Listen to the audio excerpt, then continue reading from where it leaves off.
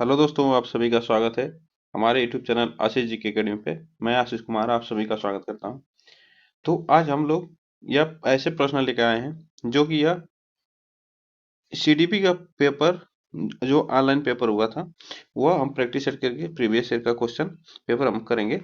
तो आप लोग इस वीडियो को पूरा जरूर देखिएगा कि कैसे पेपर ऑनलाइन आए हुए थे, तो आपको इससे बेनिफिट मिलने वाली है, ठीक ना। तो आप लोग इसको जरूर देखिएगा पूरा। तो चलिए हम लोग स्टार्ट करते हैं इसको आज का पहला क्वेश्चन के साथ। तो चलिए स्टार्ट करते हैं और वीडियो को लाइक शेयर जरूर कर दीजिएगा। तो चलिए स्टार्ट करते हैं आज का पहला क्वेश्चन। बालकों में व्यक्तिगत बालकों में व्यक्तिगत विकास होता है, कैसे होता है? बालकों में व्यक्तिगत विकास होता है के लिए विकासात्मक प्रतिमानों को उद्धृत करके सटीकता से पक्के तौर पर भविष्यवाणी की जा सकती है। नहीं, ऐसी बात नहीं है। के लिए पूर्वानुमान बिल्कुल नहीं लगाया जा सकता, ये भी नहीं सही है हमारा।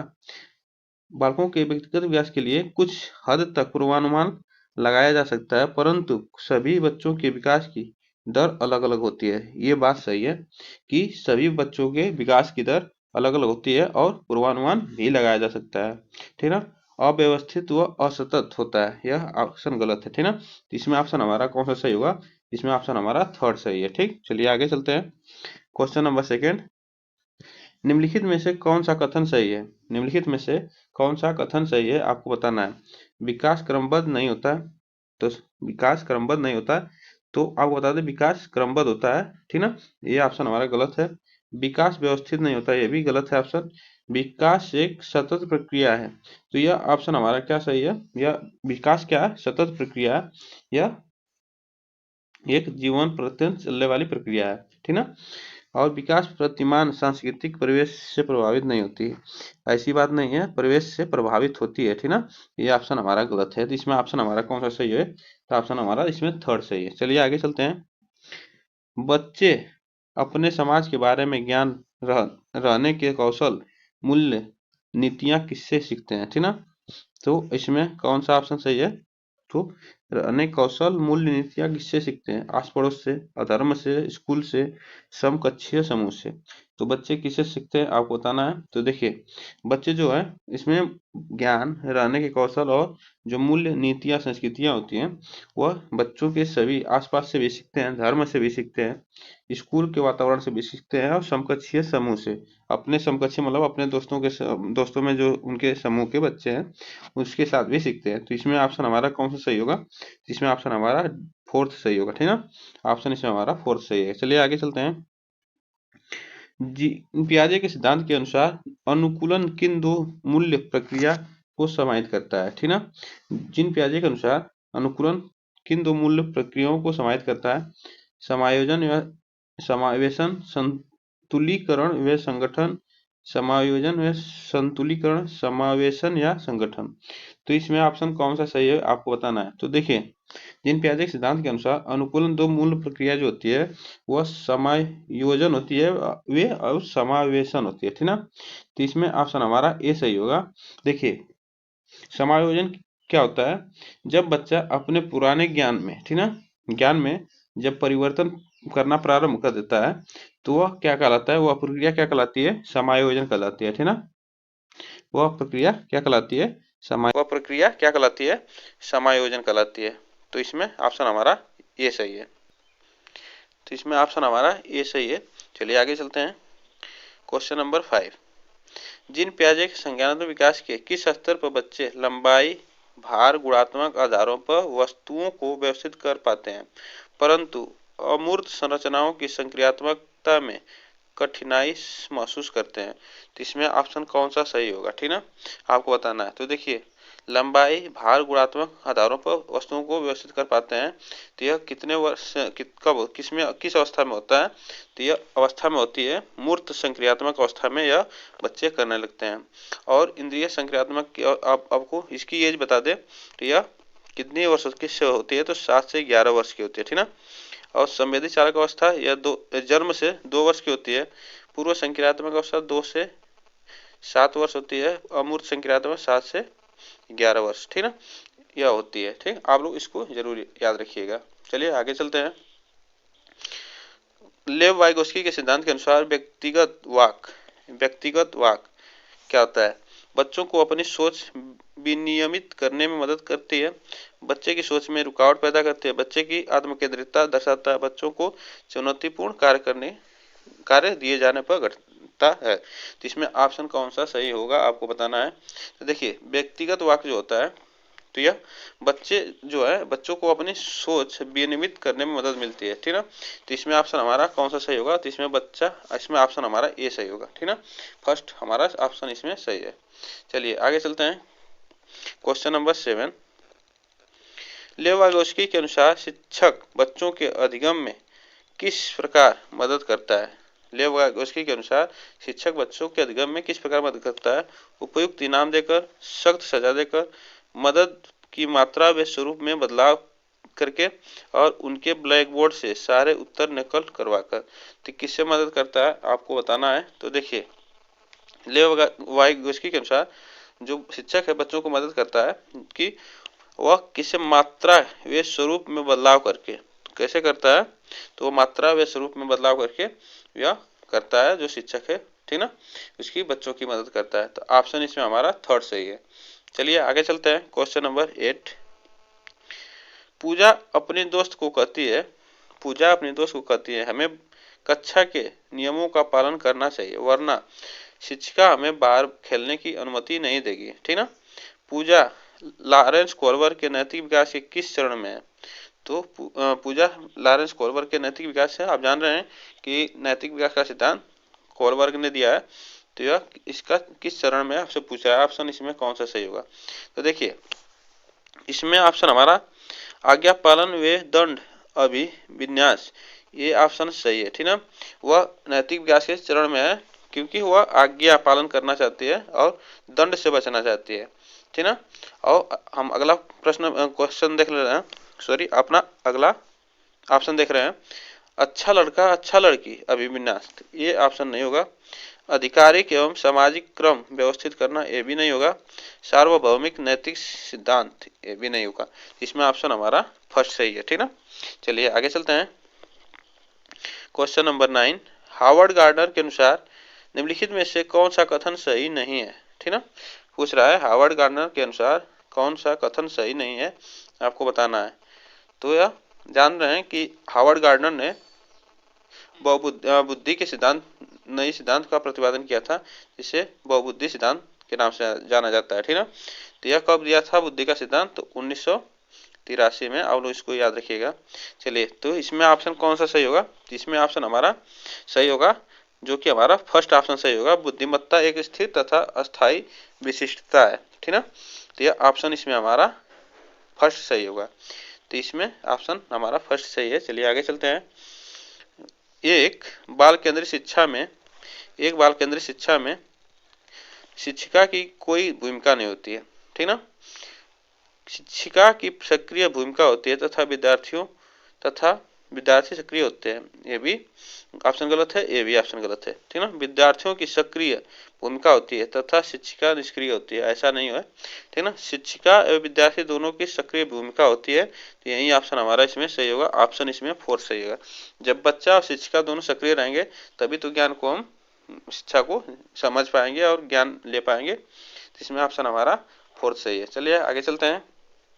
क्वेश्चन नंबर 11, देखिए ऐसे प्रश्न आते हैं, ठीक ना, या ऐसे प्रश्न आते हैं, आप लोग इसको जरूर ध्यान रखिएगा। ऐसे ही प्रश्न आते हैं जो कि ऑनलाइन जो पेपर हुआ था, अब ऐसे प्रश्न आते हैं, ठीक ना। तो चलिए हम लोग इसको पढ़ते हैं। कक्षाओं में लड़के गणित व विज्ञान में लड़कियों से कहीं बेहतर प्रदर्शन करने की क्षमता रखते हैं, ठीक ना। लड़कों में लड़कियों की अपेक्षा गणित, तर्क व वैज्ञानिक क्षमताएं सहज रूप से मौजूद होती है। तो इसमें कूट दिया है, तो आपको बताना है, ठीक ना। यह कथन दिया था या कारण दिया था, तो इसमें बताना है कौन सा ऑप्शन सही होगा, ठीक ना। ए और आर दोनों सही है, और आर जो है ए की कथन की व्याख्या है, तो ऐसा नहीं है, ठीक ना, उसकी व्याख्या नहीं है। ए और आर दोनों सही है, लेकिन आर ए की सही व्याख्या नहीं, ये भी गलत है ऑप्शन। ए सही है और आर गलत है, ए भी गलत है। तो इसमें ऑप्शन बचा कौन सा हमारा, ऑप्शन इसमें फोर्थ सही बचा, ए और आर दोनों गलत है। ठीक ना, ठीक ना। इसमें ऐसी बात नहीं है कि बच्चे सिर्फ लड़के ही गणित तर्क कर सकते हैं, लड़कियां नहीं कर सकती हैं। ठीक ना, तो इसमें ऑप्शन हमारा फोर्थ सही है। चलिए आगे चलते हैं। राष्ट्रीय शिक्षा नीति 2020 किस पर जोर देती है?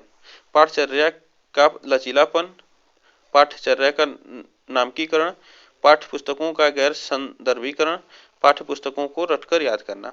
तो यह किस पे बल देती है आपको बताना है। तो इसमें देखिए जो राष्ट्रीय शिक्षा नीति 2020 है तो वह बल देती है किस पे, तो यह राष्ट्रीय पाठचर्या के लचीलापन पे बल देती है। ठीक ना, इसमें ऑप्शन हमारा फर्स्ट सही है। चलिए आगे चलते हैं। मूल्यांकन का केंद्र क्या होना चाहिए? मूल्यांकन का केंद्र क्या होना चाहिए आपको बताना है। अधिगमकर्ता क्या नहीं कर सकता, इसका चित्रण करना। ठीक ना, इसका चित्रण करना। कक्षा के दूसरे बच्चों की तुलना में अधिगमकर्ता के प्रदर्शन का स्पष्टीकरण करना। मानक वर्ग में बच्चे की लेबलिंग करना और अधिगमकर्ता क्या और कैसे सीख रहा है इसका वर्णन करना। तो इसमें ऑप्शन कौन सा सही होगा, तो इसमें ऑप्शन हमारा सही होगा कौन सा, कि मूल्यांकन का केंद्र क्या होना चाहिए, अधिगमकर्ता क्या और कैसे सीख रहा है इसका वर्णन करना, यही मूल्यांकन कहलाता है। ठीक ना, तो इसमें ऑप्शन हमारा फोर्थ सही होगा। ठीक ना, इसमें ऑप्शन हमारा फोर्थ सही होगा। चलिए आगे चलते हैं। निम्नलिखित में से कौन सा विकल्प एक सामाजिक रचनावादी कक्षा कक्ष जिसमें बच्चों की व्यक्तिगत जरूरतों का ध्यान रखा जाता है की व्याख्या करता है? ठीक ना, इसमें सामाजिक रचनावादी कक्षा कक्ष जिसमें बच्चों की व्यक्तिगत जरूरतों का ध्यान रखा जाता है की व्याख्या करता है। बैठने की तय व्यवस्था, शिक्षकों का लेबल निर्देश देना, वे बच्चों से पूर्ण आज्ञा पालन की अपेक्षा करना, बच्चों द्वारा तथ्यों का स्मरण करना, बच्चों को आपस में चर्चा करते हुए समूह में कार्य करना। तो इसमें ऑप्शन कौन सा सही होगा आपको बताना है। तो देखिए इसमें क्या होगा ऑप्शन हमारा, इसमें ऑप्शन हमारा फोर्थ सही होगा, बच्चों को आपस में चर्चा करते हुए समूह में कार्य करना। तो इसमें ऑप्शन हमारा फोर्थ सही है। ठीक ना, इसमें ऑप्शन हमारा फोर्थ सही है। चलिए आगे चलते हैं। निम्नलिखित में से कौन सा प्रश्न कक्षा में समालोचनात्मक सोच को बढ़ावा देने का सही उदाहरण है? ठीक ना, तो इसमें कौन सा है ऑप्शन इसमें बताना है। तो इसमें समालोचनात्मक सोच को बढ़ावा देना, 325 को और 486 को जमा करके। ठीक ना, बाल विवाह प्रतिबंधित अधिनियम किस वर्ष में पारित किया गया था? श्वसन को परिभाषित कीजिए। अपने शहर में प्रदूषण के विभिन्न कारणों का विश्लेषण कीजिए और प्रदूषण करने के विभिन्न उपाय को सोचिए। यह कौन सा ऑप्शन इसमें सही है? तो ऑप्शन इसमें देखिए, इसमें ऑप्शन हमारा फोर्थ सही होगा। जो बच्चे अपने खुद से विभिन्न कारणों का विश्लेषण करेगा और प्रदूषण के अलग अलग विभिन्न उपाय सोचेगा, तो यह बच्चों को तर्क करने समालोचनात्मक सोच को बढ़ावा देता है। ठीक ना, तो इसमें ऑप्शन हमारा फोर्थ सही है। चलिए आगे चलते हैं। क्वेश्चन नंबर 16, निम्न में से कौन सा विद्यालयों में समावेशन की संस्कृति को दर्शाता है? तो कौन सा समावेशन की संस्कृति को दर्शाता है? विद्यार्थियों की जरूरतों को पूरा करने के लिए विभेदी आकलन को बढ़ावा दिया जाए, विभिन्नता और विविध परिप्रेक्ष्यों को हतोत्साहित किया जाता है, विद्यालय में कुछ विद्यार्थी ही अभिवादित है और समाहित महसूस करते हैं, विद्यार्थियों को उनकी योग्यताओं के आधार पर अस्थायी समूहों में बांटा जाता है। तो इसमें ऑप्शन कौन सा सही है आपको बताना है। ठीक ना, तो देखिए बच्चों को इसमें क्या करना चाहिए, समावेश संस्कृति को दर्शाता है। इसमें बच्चों को जरूरतों को पूरा करने के लिए विभेदी आकलन को बढ़ावा दिया जाता है। ठीक ना, न कि उसको हतोत्साहित किया जाता है। तो इसमें ऑप्शन हमारा इसमें कौन सा सही होगा, तो ऑप्शन इसमें हमारा फर्स्ट सही है। ठीक ना, चलिए आगे चलते हैं। क्वेश्चन नंबर 17, सांस्कृतिक रूप से विविध विद्यार्थियों वाली कक्षा में एक शिक्षक को निम्नलिखित में से किससे बचना चाहिए? तो सांस्कृतिक रूप से विविध विद्यार्थियों वाली कक्षा में एक शिक्षक को किससे बचना चाहिए? तो आपको बताना है कौन सा ऑप्शन सही होगा। चर्चा में विविध संस्कृतियों के उदाहरण लाना, प्रभावी संस्कृति के उपयुक्त पाठ्यक्रम और शिक्षण का शैली विकसित करना। तो यह किससे पाठ्यक्रम, ठीक ना, किससे बचना चाहिए, तो इसी से बचना चाहिए, ठीक ना, जो कि संस्कृति से पाठ्यक्रम पर जो है तो उससे बचना चाहिए। इसमें ऑप्शन आगे चलते हैं। विद्यार्थियों को अपनी संस्कृति की अनूठी विशेषताओं को साझा करने की प्रोत्साहित करना है, ये सही होता है, ऐसे ही बच्चे को करना चाहिए। विद्यार्थियों को के बीच सम्मान और स्वीकृति को बढ़ावा देना चाहिए, ये भी सही होता है, ऐसा ही ठीक। और चर्चा में विविध संस्कृतियों को उदाहरण देना चाहिए, ये भी होता है। इसमें पूछा हमें किससे बचना चाहिए, जिसमें हमारा ऑप्शन होगा सेकेंड, ठीक ना। चलिए आगे चलते हैं। क्वेश्चन नंबर 18, निम्नलिखित में से किससे विद्यार्थियों की अक्षरों और शब्दों को पढ़ने और उनकी व्याख्या करने और उन्हें समझने की क्षमता सीधे प्रभावित करती है। तो किससे प्रभावित करती है, गूढ़ज वैकल्प से, लेखन वैकल्प से, वाचन वैकल्प से, गतिक समन्वय से। तो विद्यार्थियों की अक्षरों और शब्दों को पढ़ने की व्याख्या करने से सीधे प्रभावित करती है। तो आपको बताना है कौन सा इसमें सही होगा। देखिए ऐसा अगर ऐसा शब्द आए ऑप्शन आए क्वेश्चन, तो इसमें आप क्या करिएगा कि सबसे आप लोग इसका आंसर इंग्लिश वाला ढूंढिएगा, ठीक ना। इंग्लिश में जो ऑप्शन दिया अभी रहता है तो उसका इंग्लिश में भी ढूंढिएगा, तो उसमें हमारा उससे आप लोग समझ पाएंगे आसानी से, ठीक ना। तो इसमें ऑप्शन हमारा कौन सा सही होगा, तो इसमें वाचन कौशल होगा, ठीक ना, अक्षरों और पढ़ने में। तो इस क्या होगा, अक्षरों और पढ़ने से तो डिसलेक्सिया से प्रभावित है, ठीक ना, डिसलेक्सिया से प्रभावित है बच्चा, ठीक ना। तो ऑप्शन इसमें हमारा थर्ड सही है। चलिए आगे चलते हैं। गतिक दिव्यांगता वाले विद्यार्थियों का सफल समावेशन सुनिश्चित करने के लिए निम्न में से किससे बचना महत्वपूर्ण है, किससे बचना महत्वपूर्ण है, आपको बताना है। ऊपरी मंजिल पर कक्षाओं, पुस्तकालयों और प्रयोगशालाओं का आवंटन करना, ठीक ना। तो किससे किससे बचना चाहिए, देखिए कभी भी ऊपरी मंजिल पर कक्षाएं, पुस्तकालय, लाइब्रेरी और प्रयोगशाला का आवंटन नहीं करना चाहिए, ठीक ना। वह कभी ऐसा नहीं करना, इसलिए कि दिव्यांग जो बच्चे होते हैं, ठीक ना, उनको ऊपर जाने में प्रॉब्लम होती है, दिक्कत होती है, ठीक ना। तो वह प्रयोगशाला और पुस्तकालय इसमें सभी नीचे रहना चाहिए। तो इसमें ऑप्शन हमारा फर्स्ट ही सही है। चलिए आगे चलते हैं। आगे चलते हैं। निम्नलिखित में से कौन सी सृजनात्मक विद्यार्थी की पहचान संबंधी विशेषता नहीं है, सृजनात्मक विद्यार्थी की पहचान विशेषता नहीं है, तो कौन सा ऑप्शन इसमें सही होगा। उच्च क्रम समस्या समाधान, अभिसारी सोच, नवाचारी प्रयोग, जिज्ञासा की प्रबल भावना।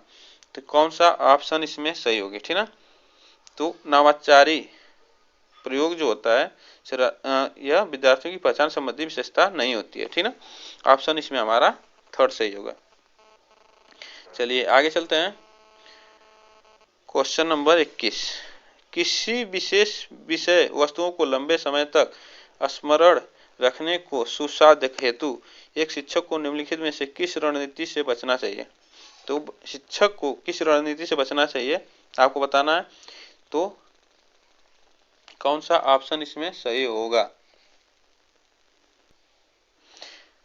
सॉरी थोड़ा सा बाई मिस्टेक, इसमें देखिए अभिसारी जो क्वेश्चन हमारा मिस्टेक हो गया, ये सृजनात्मक विद्यार्थी की पहचान संबंधी विशेषताएं नहीं होनी चाहिए पूछ रहा है, तो यहाँ पे क्या नहीं होनी चाहिए, तो इसमें ऑप्शन हमारा अभिसारी सोच से, ठीक ना, यह विशेषता नहीं होनी चाहिए। ऑप्शन इसमें हमारा सेकंड सही था, सॉरी हम थर्ड लगा दिए, ठीक ना। चलिए आगे चलते हैं।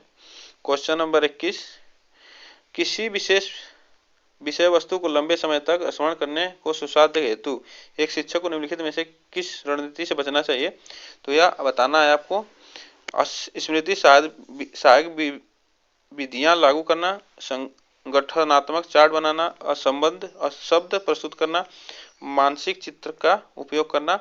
तो किससे बचना चाहिए, तो यह किससे बचना चाहिए, तो ऑप्शन इसमें असंबद्ध शब्द, मतलब उल्टा उल्टा बच्चों को नहीं बोलना चाहिए, गाली नहीं देना चाहिए बच्चों को, ऐसे शब्द से बचना चाहिए शिक्षक को, ठीक ना। तो इसमें ऑप्शन हमारा थर्ड सही है। चलिए आगे चलते हैं। क्वेश्चन नंबर 22, जब सीखी जाने वाली सामग्री डैश डैश हो तो विद्यार्थी बेहतर सीखते हैं, ठीक ना, बेहतर सीखते हैं। जटिल और व्यापक मौजूदा ज्ञान से जुड़ी, ठीक ना, अव्यवस्थित और असंगठित, उनके सामाजिक सांस्कृतिक संदर्भों से भिन्न। तो जब सीखी जाने वाली सामग्री जो होती है विद्यार्थियों को बेहतर सिखाती है तो सीखते हैं। तो कौन सा ऑप्शन, तो जो वहाँ पे मौजूद ज्ञान जुड़ी जो ज्ञान होगा और जो सामग्री होगी तो उससे क्या होगा, बच्चे आसानी से सीखेंगे, ठीक ना, और वह बेहतर ढंग से सीखेंगे। तो इसलिए ऑप्शन इसमें हमारा सेकंड सही होगा, ठीक ना, इसमें ऑप्शन हमारा सेकंड सही होगा, मौजूदा ज्ञान से जुड़ी, ठीक ना। चलिए आगे चलते हैं। क्वेश्चन नंबर 23, निम्नलिखित में से कौन सा कारक शैक्षणिक उपलब्धियों में विद्यार्थियों की विफलता में योगदान देता है, ठीक ना। शैक्षणिक उपलब्धियों में विद्यार्थियों की विफलता में योगदान देता है, तो इसमें कौन सा क्वेश्चन ऑप्शन सही होगा, अनुभवात्मक शिक्षा, गैर प्रासंगिक पाठ्यक्रम, समावेशी प्रदर्शन, शिक्षार्थी केंद्रित शिक्षा शास्त्र। तो कौन सा ऑप्शन इसमें सही होगा, तो इसमें देखिए ऑप्शन हमारा सही होगा, जो शैक्षणिक उपलब्धियों से विद्यार्थियों को विफलता में योगदान देता है, तो यह गैर प्रासंगिक पाठ्यक्रम जो होता है, ठीक ना। गैर प्रासंगिक मतलब पाठ्यक्रम का मतलब कि जो पाठ्यक्रम होता है वह अलग हो, ठीक ना, टफ हो ज़्यादा, तो वो बच्चों को क्या करता है, विफलता में योगदान होता है उसका, मतलब वो बच्चों को विफल बनाता है, ठीक ना। तो ऑप्शन इसमें हमारा सेकंड सही है। चलिए आगे चलते हैं। एक राष्ट्रीय पाठ्यक्रम रूपरेखा 2005 के अनुसार, ठीक ना, एक राष्ट्रीय पाठ्यक्रम रूपरेखा 5 के अनुसार बच्चों द्वारा दी गई सामग्री के निष्क्रिय प्राप्त करता है, ठीक ना। तो ऑप्शन इसमें हमारा फर्स्ट गलत है, बच्चों में अधिगम को विनियमित करने की अक्षमता नहीं होनी चाहिए, ये भी गलत है हमारा ऑप्शन। बच्चे रटने के माध्यम से सर्व सीखते हैं, ये भी ऑप्शन, बच्चों को रटाना नहीं चाहिए, हमारा एनसीएफ कहता है कि बच्चों को रटन प्रणाली से मुक्त कराना है, ठीक ना। बच्चे ज्ञान के निर्माण में सक्रिय भूमिका निभाते हैं, ये ऑप्शन हमारा इसमें सही है, बच्चे को क्या है, ज्ञान की सक्रिय भूमिका निभाते हैं, ठीक ना। ऑप्शन इसमें हमारा फोर्थ सही है। चलिए आगे चलते हैं। एक संप्रत्यय को बढ़ाने के लिए एक शिक्षक को निम्नलिखित में से किसके प्रयोग से बचना चाहिए, तो शिक्षक को किसके प्रयोग से बचना चाहिए आपको बताना है। तो उस संप्रत्यय से संबंधित उदाहरण, उस संप्रत्यय के लिए असतत उदाहरण, तो यही ऑप्शन हमारा सही होगा, उस संप्रत्यय से लिए असत मतलब डिसकंटिन्यूड उदाहरण देना चाहिए, ठीक ना। तो ये इसमें ऑप्शन हमारा ये शिक्षक को इससे बचना चाहिए, ठीक ना। और संप्रत्यय संबंधी गैर उदाहरण उनकी संस्कृति से प्रचलित, ये सब सही है, ठीक ना। चलिए इसमें ऑप्शन हमारा सेकंड सही है। चलिए आगे चलते हैं। स्वयं के ज्ञाता होने या ज्ञान जागरूकता क्या दर्शाती है, स्वयं के ज्ञाता होने का ज्ञान या जागरूकता क्या दर्शाती है, अधिसंज्ञान, भ्रांति, स्मृति, सहायक वृद्धि, अभिप्रेरणा। तो कौन सा ऑप्शन इसमें सही होगा, तो देखिए स्वयं ज्ञाता होने के ज्ञान का जागरूकता दर्शाती है कि अधिसंज्ञान, ठीक ना, अधिसंज्ञान दर्शाती है, ऑप्शन इसमें हमारा फर्स्ट सही है, जिसमें ऑप्शन हमारा फर्स्ट सही है। जिसमें क्या होता है, स्वयं के ज्ञान और विशेषता, गुण, यह सब विशेषताएं जो होती हैं, क्षमताएं जो होती हैं और ज्ञान जो होते हैं, यह जागरूकता को अधिसंज्ञान कहा जाता है, ठीक ना। तो इसमें ऑप्शन हमारा फर्स्ट सही है। चलिए आगे चलते हैं। क्वेश्चन नंबर 27, कठिनाई की पहचान, लक्ष्य निर्धारण, संभावित समाधान और परिणामों की खोज, तदनुसार कार्य करना और परिणामों का मूल्यांकन करना निम्न में से किस प्रक्रिया में शामिल महत्वपूर्ण चरण है, ठीक ना। शामिल महत्वपूर्ण चरण है आरोपण, नकल, समस्या समाधान, निष्क्रिय ध्यान। तो यह किसमें है आपको बताना है, ठीक ना। तो यह ऑप्शन हमारा इसमें क्या होगा, समस्या समाधान होगा, ठीक ना। इसमें ऑप्शन हमारा समस्या समाधान होगा, थर्ड ऑप्शन इसमें सही है। चलिए आगे चलते हैं। क्वेश्चन नंबर 28, देखिए फिर ऐसा क्वेश्चन आया, या ऐसे ही क्वेश्चन आ रहे हैं जो कि ऑनलाइन जो पेपर हो रहे हैं, ठीक ना। तो इसमें कथन दे दिया है, अभी कथन और कारण, शिक्षण अधिगम प्रक्रिया में भ्रांतियों की खोज और चर्चा करना सार्थक है, ठीक ना। तो यह सही है, ठीक ना, जो कि बच्चों की खोज करना और क्या करना चाहिए, चर्चा करना चाहिए। इसका कारण क्या है, यह विद्यार्थियों को उन भ्रांतियों के बारे में सोचने का अवसर देता है और गहन जांच का नेतृत्व करने में सहायक होता है। तो यह ऑप्शन कथन और जो कारण है इसकी सही व्याख्या है, ठीक ना। तो इसमें ऑप्शन कौन सा सही है? तो इसमें हमारा ऑप्शन ए और आर दोनों सही है, और आर क्या है? ए की सही व्याख्या है, तो यही हमारा ऑप्शन इसमें सही होगा, ठीक ना।